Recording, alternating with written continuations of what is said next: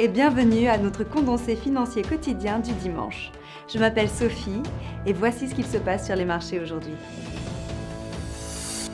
La livre sterling a légèrement chuté sur la session de jeudi après que le gouvernement de May a réagi à l'UE, déclarant qu'elle n'accepterait pas l'ébauche de l'UE.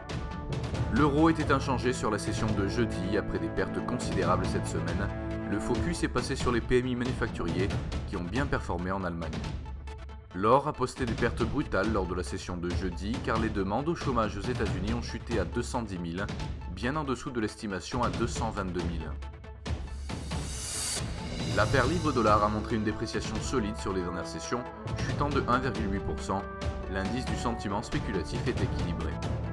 La paire dollar-yen a connu un mouvement baissier, perdant 0,8% sur les dernières sessions. Nous voyons un ratio acheteur-vendeur de 1,1 d'après le SSI. Le cours du pétrole brut a connu un fort mouvement baissier, chutant de 5,3% sur les 3 dernières sessions. Le SSI reste équilibré. Le cours de l'or a perdu 0,9% sur la dernière session. Nous voyons un ratio acheteur-vendeur de 2,6 d'après le SSI.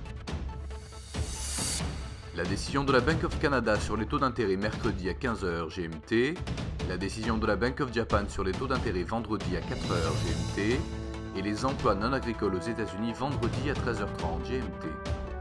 L'indice PMI des services de market en Allemagne sera publié lundi à 8h55 GMT. La décision de la RBA australienne sur les taux d'intérêt mardi à 3h30 GMT. Le produit intérieur brut dans la zone euro mercredi à 10h GMT. Nous espérons que vous avez apprécié nos perspectives marché de ce dimanche. Nous vous souhaitons de la part de toute l'équipe une journée productive sur les marchés.